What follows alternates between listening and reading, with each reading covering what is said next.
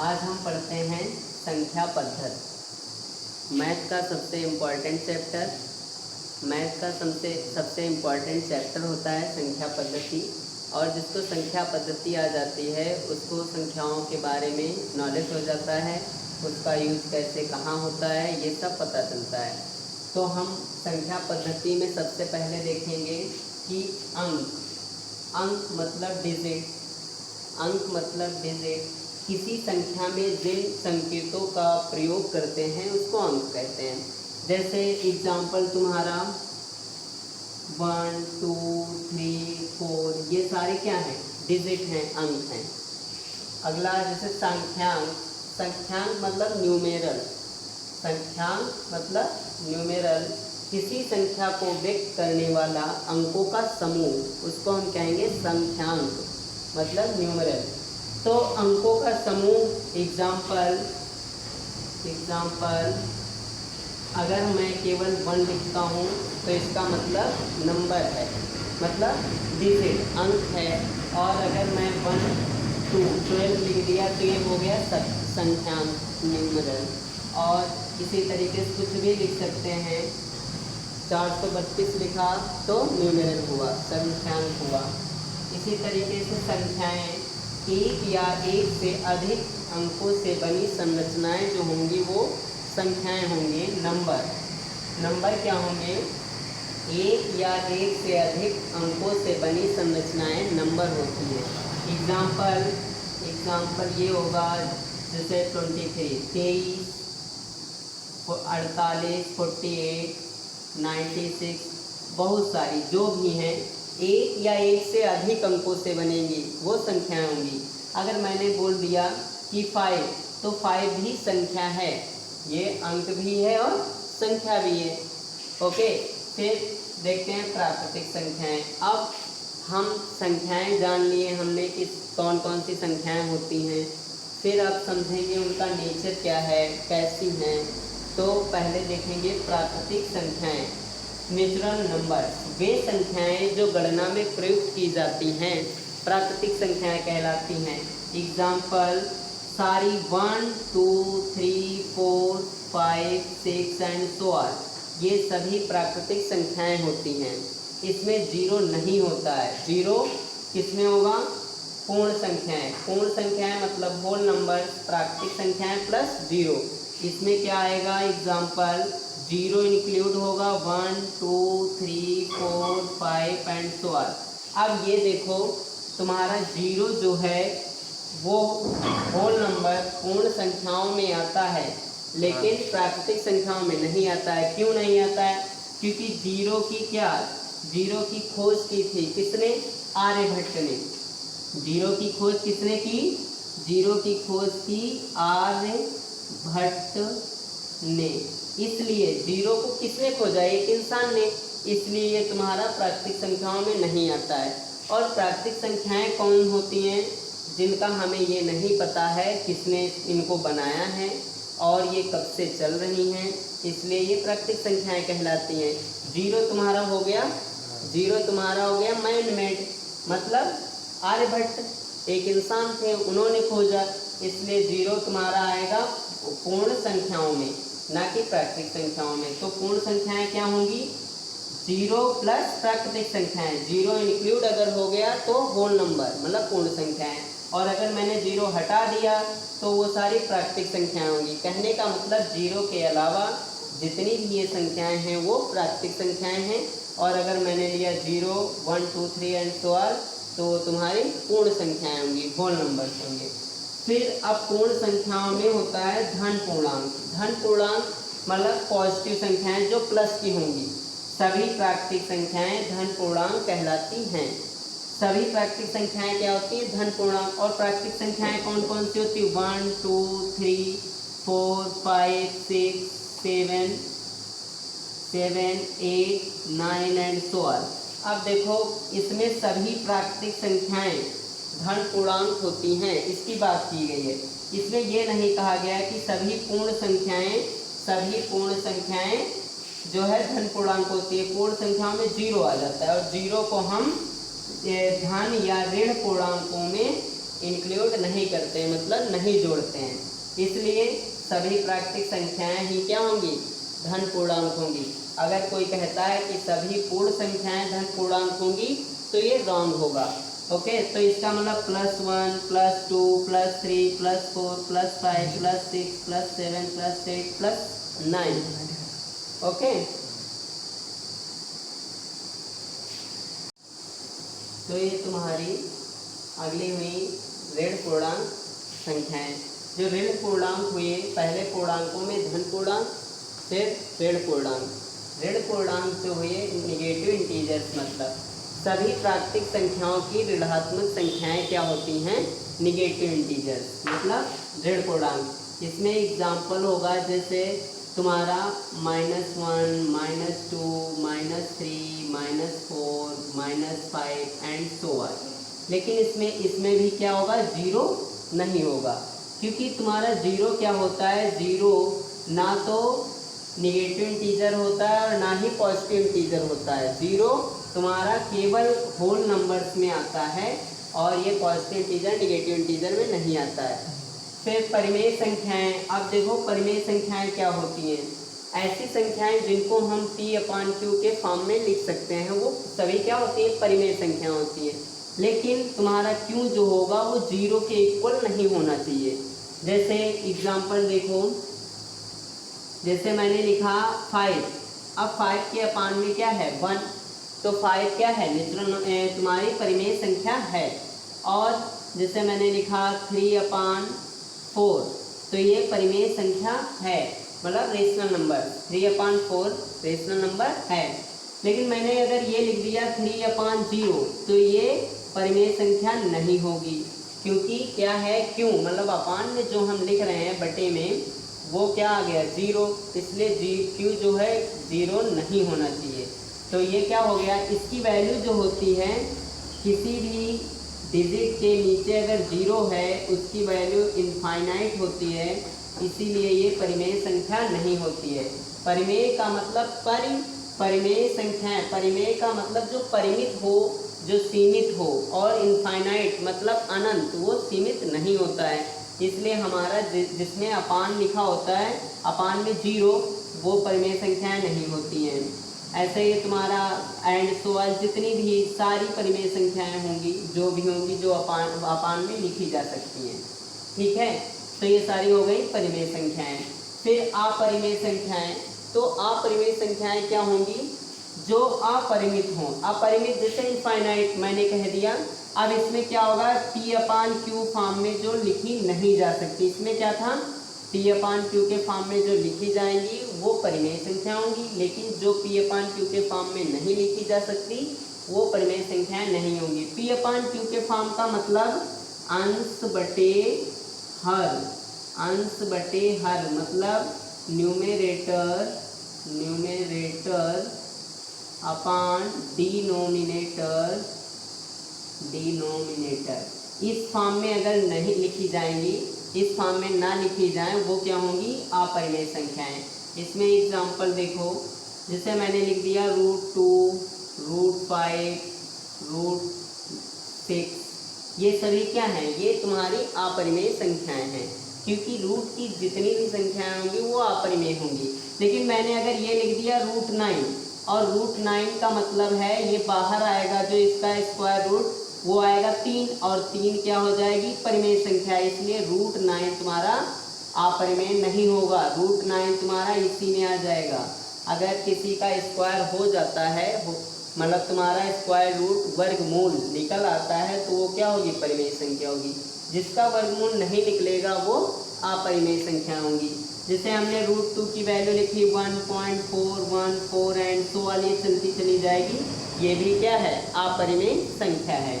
और तुम्हारा पाई क्या है, अपरिमेय संख्या है। पाई भी अपरिमेय संख्या है, ये भी परिमित नहीं होती है। ठीक है, फिर वास्तविक संख्याएं। अब रियल नंबर्स क्या होंगी, परिमेय संख्याएं प्लस अपरिमेय संख्याएं।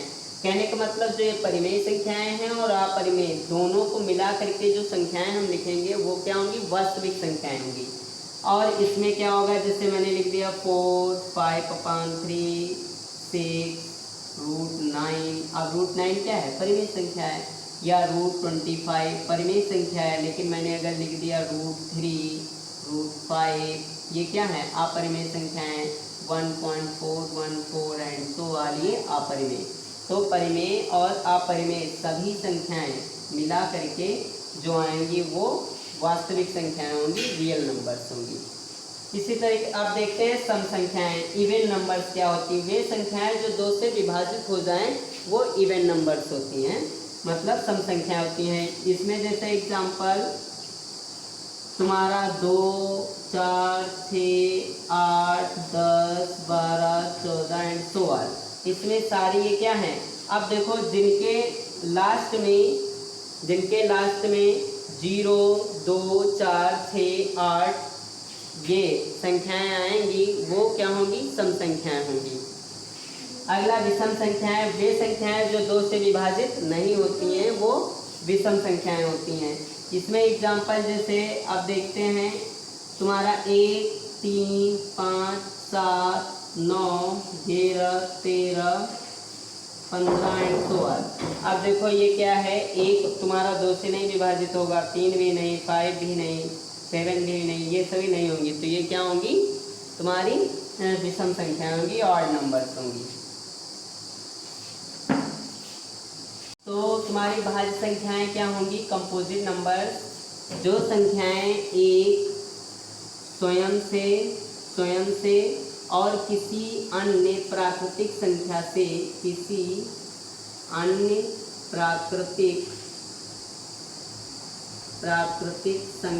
से विभाजित हो जाएंगी वो क्या होंगी, भाज्य संख्या होंगी। जैसे देखते हैं एग्जाम्पल 9 तुम्हारी क्या है, 9 क्या है, भाज्य संख्या है। कैसे देखो, ये 1 से डिवाइड होगी, 9 को 1 से डिवाइड करो, 1 9 का 9, मतलब 1 9, ये क्या हुआ 0 से इस बचा। फिर 9 तुम्हारा 2 से डिवाइड होगा नहीं, लेकिन क्या होगा 3 से डिवाइड होगा, 9 को डिवाइड करो 3 से, तो 3 3 9, शेषफल क्या बचा 0।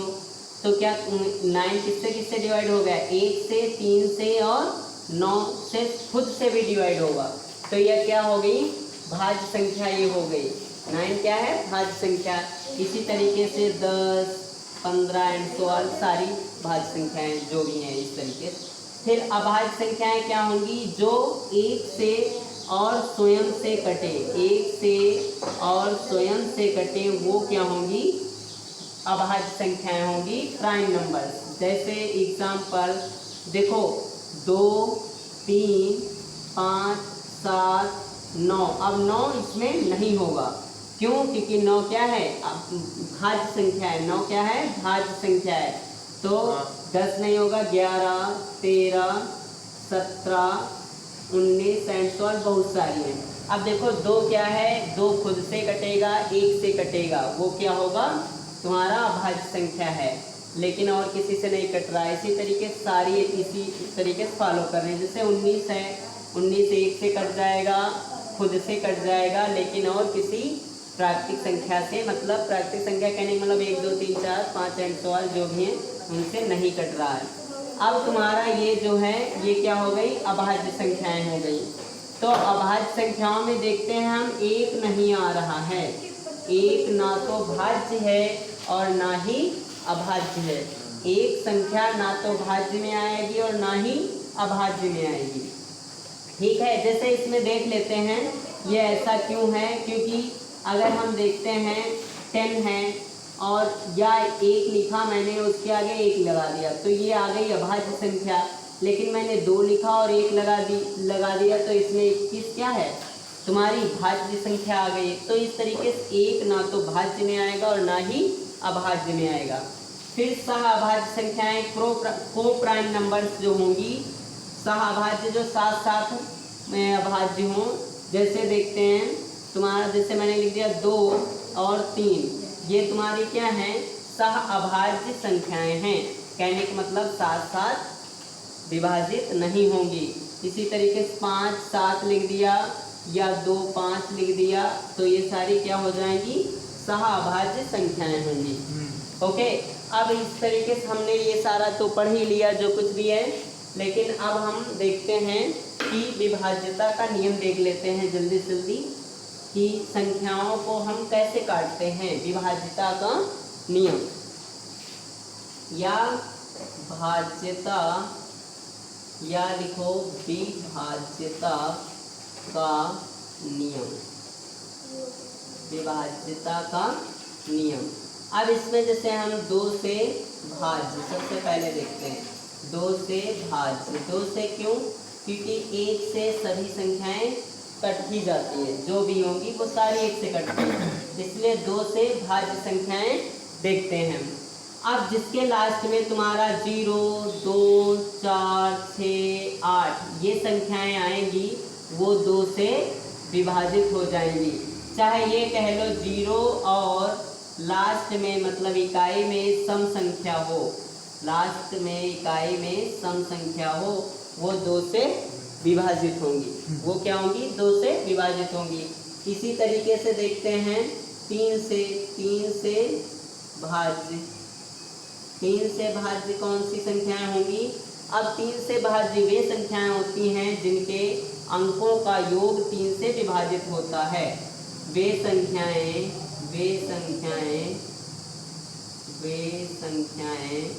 जिनके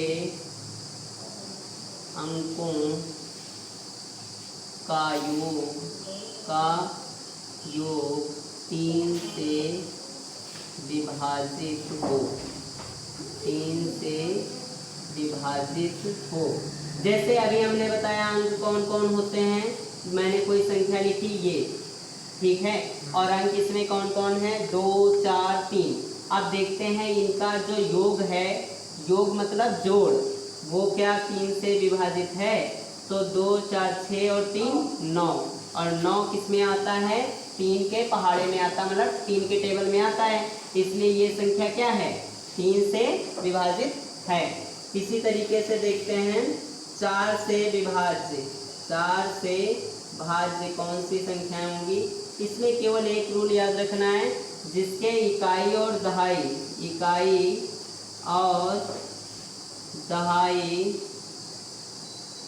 का अंक 4 से विभाज्य हो, मतलब इकाई और दहाई का अंक 4 से अगर विभाज्य है तो वो क्या होगा? 4 से विभाज्य होंगी संख्याएं। जैसे हम देते हैं ये, आप देखते हैं 94 94 क्या 4 से विभाज्य है? 4 दूनी 8, 1 बचा 14, इसलिए 14 4 के टेबल में नहीं आता, ये 4 से विभाज्य नहीं है। इसी तरीके से हमने ये दे दिया संख्या। अब ये संख्या क्या हुआ? 3 से मुझे मतलब नहीं है, 2 और 4 को देखेंगे, क्योंकि इकाई में 4 है, दहाई में 2 है, और आया 24 4 के पहाड़े में आता है, 4 × 24, इसलिए ये 4 से क्या होगी? विभाज्य होगी। इसी तरीके से हम चाहे जितनी बड़ी डिजिट क्यों ना ले लें, चाहे जितनी बड़ी डिजिट क्यों ना लें, और इतनी बड़ी डिजिट है, अब हम इसको 4 से भाग करेंगे थोड़े ना, हम लास्ट की डिजिट देखेंगे कितना है? 62 62, क्या 4 से विभाज्य है? 4 करना 4, 2 बचा, फिर 2 उतारा, 4 से विभाज्य नहीं है तुम्हारा। 4 पंचे 20, और 20 तो 2 शेष आ गया, इसलिए ये 4 से विभाजित नहीं होगी। इस तरीके से हम चेक कर लेंगे। इसी तरीके से देखते हैं 5 से विभाज्य। 5 से भाज्य संख्याएं कौन कौन सी होंगी? 5 से वो संख्याएं विभाजित होगी जिनके लास्ट में 0 या 5 आएगा। क्या आएगा? 0 या 5 आएगा।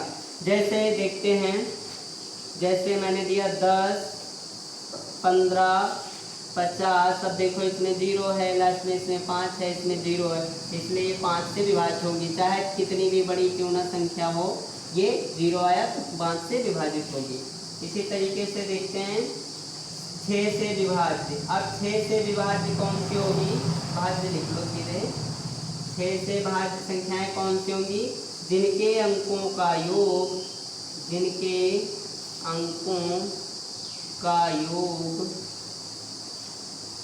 6 से विभाजित होगा, वो संख्याएं क्या होंगी? 6 से विभाजित होंगी। जैसे एग्जाम्पल लिखते हैं, जैसे मैंने लिख दिया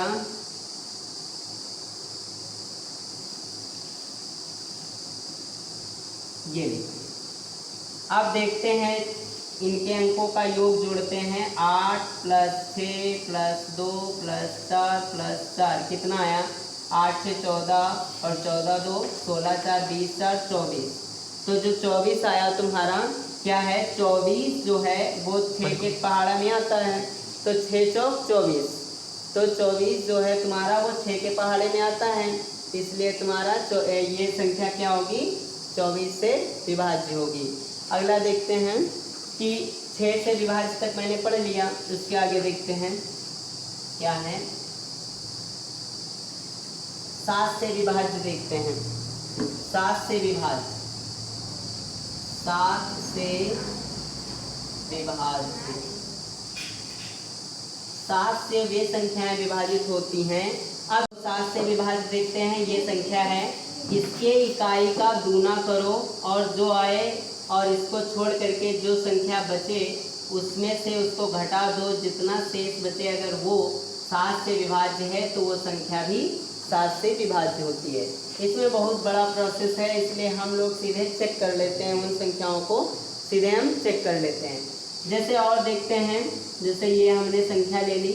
अब देखते हैं कि इकाई के अंक का दूना, 4 का दूना 8 हो गया और इसको हम छोड़ दें इकाई को तो कितना बचा? 92। 92 से 8 घटाओ कितना आया? 12 से 8 गया 4 8 84।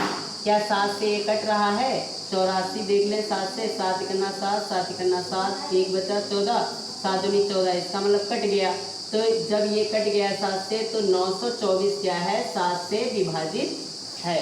इस तरीके 7 से चेक कर सकते हैं। और अब देखते हैं 8 से विभाज्य। 8 से भाज्य संख्या क्या होगी? देखते हैं।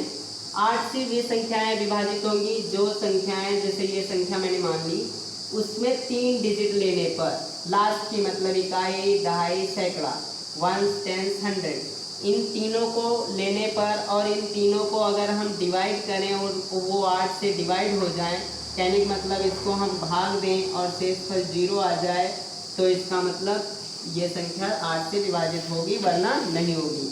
जैसे 8 पंचे 40, 6 बचा 2 उतारा 62, तो कितना हुआ? 8 सती 56, 8 अठाई 64, तो 56 7 बार जाएगा, 12 में से 6 गया, 6 शेष बच गया, इसलिए ये संख्या 8 से विभाजित नहीं होगी। अगला एक देखते हैं और एक चेक करते हैं। 2 4 6 और तुम्हारी 6, हाँ ये लेते हैं। अब देखते हैं ये संख्या के 8 से विभाजित है, लास्ट की 3 लोग, उनको 8 से भाग करो, 8 से भाग करके चेक करो, 8 पंचे 40 और ये 6 बचा 6 और कितनी बार गया? 8 सती 56, 8 अठाई 64, ये भी तुम्हारा 2 शेष बच गया, ये भी नहीं है। और चेक करते हैं, देखते हैं 2 4 6 4, ये देखते हैं। तो इसको लास्ट के 3 डिजिट लो, 8 से भाग करो, 8 पंचे 40, कितना बचा? 6 4 8 अठाई 64, शेष फल क्या बच गया? 0, इसलिए ये संख्या क्या होगी? 8 से विभाजित होगी। इसी तरीके से हम 9 से देखते हैं। अब जो 9 से संख्याएं विभाजित होंगी उसमें देखते हैं 9, फिर 10 से तो देखना ही नहीं क्योंकि इसमें लास्ट में 0 होता है और जिसके लास्ट में 0 होगा वो 10 से विभाजित होंगी। 9 से देख लेते हैं। 9 से भाज्य, 9 से भाज्य। अब इसमें भी वही 3 वाला रूल लागू होगा कि जिन संख्याओं के अंकों का योग 9 से विभाजित होगा वो संख्याएं क्या होंगी? 9 से विभाजित होंगी। जिन संख्याओं के अंकों का योग 9 से विभाजित हो, 9 से विभाजित हो, क्या होगा? एग्जाम्पल देखते हैं। जैसे ये मैंने संख्या ले ली,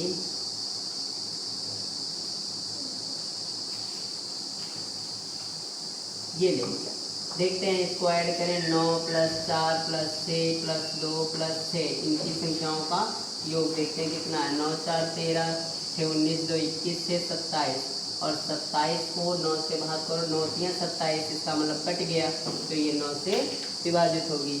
इसी तरीके 10 से विभाजित, 10 से तो देखना ही नहीं है कुछ। 10 से क्या होगा? जिसके अंत में जिसके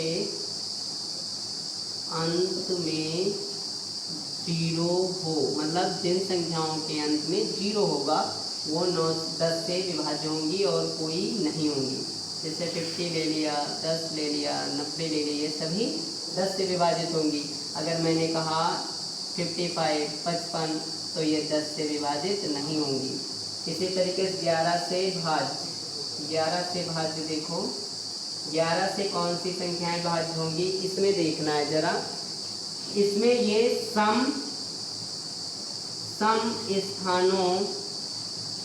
स्थानों पर आई संख्याओं का योग, ठीक है, माइनस विषम स्थानों पर आई संख्याओं का योग ये होगा अगर, और इनका जो अंतर आएगा वो अगर 0 या 11 से विभाजित है तो वो 11 से विभाज्य होंगी। जैसे एग्जाम्पल एक संख्या हम लेते हैं,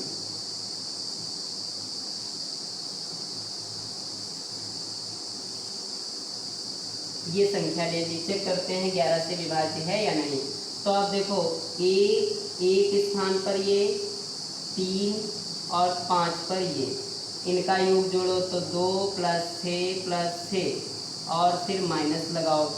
सम स्थानों पर कौन, 2 और 4 स्थान पर ये आया तो 2 पर 4 है और +8 है, जोड़ो कितना आया, 2 6 तुम्हारा 8 और 8 6 14 और -8 4 12। अब इनका क्या है अंतर, 2, इसलिए ये 11 से विभाज्य नहीं होगी। अब देखते हैं जो 11 से विभाज्य संख्या होगी वो देखते हैं। इससे मैंने ले लिया 2 4 6 8 4, ये ले लेते हैं। अब देखो 2 6 और 4 इनका योग करो और उसमें से 4 और 8 का योग घटाओ, कितना आया, 2 और 6 8 4 12 -12, कितना आ गया, 0। इसलिए ये संख्या क्या होगी, 11 से विभाज्य होगी। तो इस तरीके से हम आज देख लिए कि विभाज्यता का नियम क्या है और संख्याओं को हम कैसे काटेंगे या विभाजित करेंगे। तो हमें विभाज्यता का नियम जब आ जाएगा संख्या पद्धति में तो हम आगे की मैथ सॉल्व करने में आसानी महसूस करेंगे। ओके, मिलते हैं।